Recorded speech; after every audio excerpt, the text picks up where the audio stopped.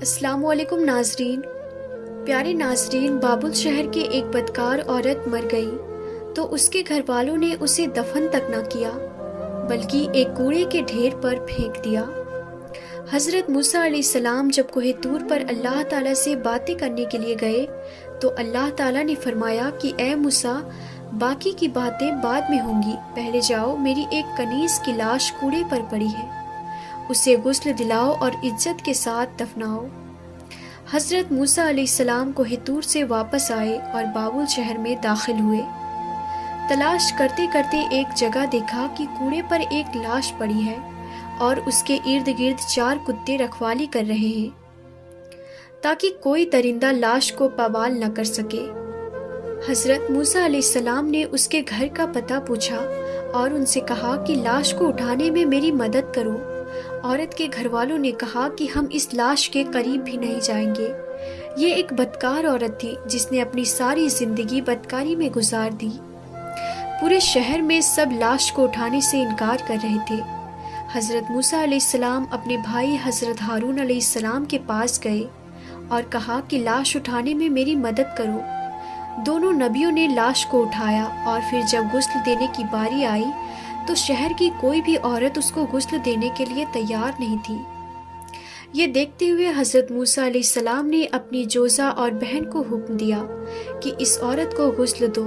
غسل کے بعد آپ نے اپنے بھائی حضرت ہارون علیہ السلام کی مدد سے اس عورت کو دفنا دیا۔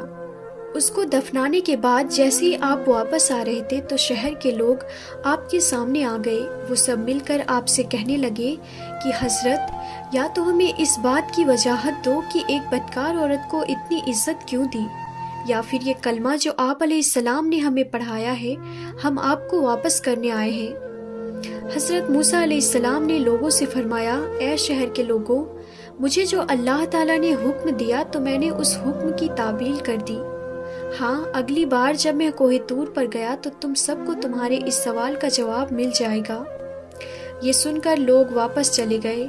حضرت موسیٰ علیہ السلام کوہ طور پر گئے اور اللہ تعالیٰ سے فرمایا، اے میرے پروردگار، اس شہر کے لوگ مجھ سے اس بات کی وضاحت مانگتے ہیں کہ ایک بدکار عورت کو اتنی عزت سے کیوں دفن کیا گیا۔ اللہ تعالیٰ نے فرمایا، اے موسیٰ، یہ عورت واقعی بدکار تھی اور اس کی ساری زندگی بدکاری میں گزر گئی، مگر ایک دفعہ یہ ایک ایسی جگہ سے گزر رہی تھی جہاں پر ایک کتا پیاس کی شدت سے مر رہا تھا۔ اس نے پانی کے کنویں سے اپنے کپڑے گیلے کیے اور کتے کے منہ میں نچوڑ دیے۔